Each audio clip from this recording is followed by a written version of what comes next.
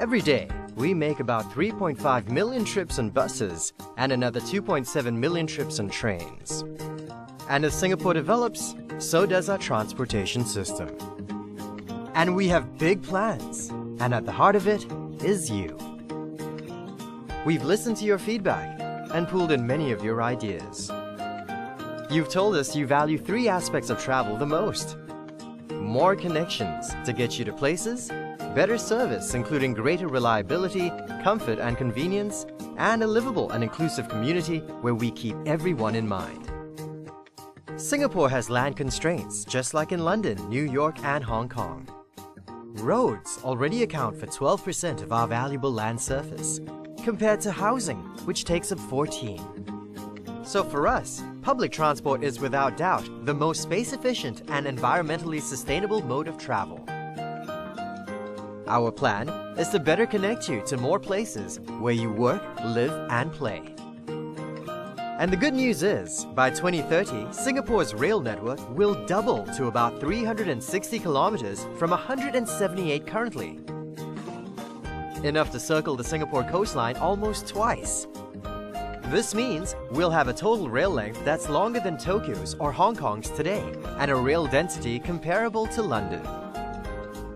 A new cross-island line will link Changi directly with Jurong, and the new Jurong region line will connect you to more places in the west. We will open one new section of the MRT line almost every year from 2013 to 2021. If you prefer to take the bus, you will also benefit from our Bus Service Enhancement Program, or BSEP, which will add 800 new buses. This represents a 20% increase in the total number of buses serving you. BSEP will also bring you about 40 new bus services to better connect you to places. We're also roping in private bus operators to run short routes to bring residents to MRT stations, and City Direct bus services to take them directly to the city. Soon, you won't have to worry about the heat or sudden downpours. By 2018, sheltered walkways will stretch 400 meters from all existing MRT stations compared to just 200 meters today. Cycling to the nearest MRT station, food center or library in your town has never been easier, as we expand the cycling path network to over 700 kilometers to connect you everywhere. Fancy shopping, commuting and dining all at the same place? With 7 more integrated transport hubs being built, you'll soon be able to enjoy all these activities under one roof. Over the next few years, we're adding more than 100 new trains, which means less waiting time for you. Our train fleet will increase by 30% for the North-South, East-West lines, 60% for the Circle line, and 70% for the North-East line.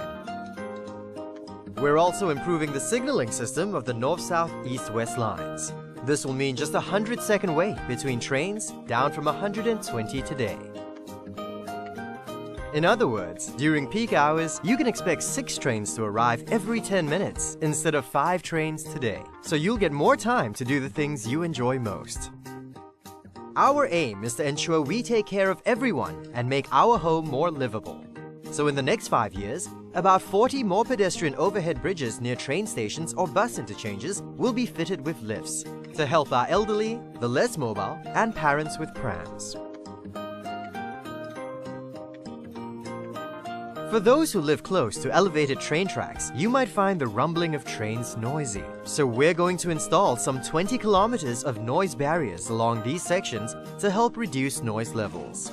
While we're putting in the big pieces for you, such as new rail lines and more buses, you can also become a smarter commuter.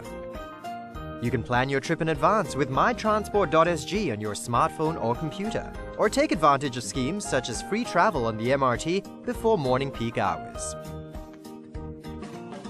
And why not brighten up someone's day and put the smile back into commuting?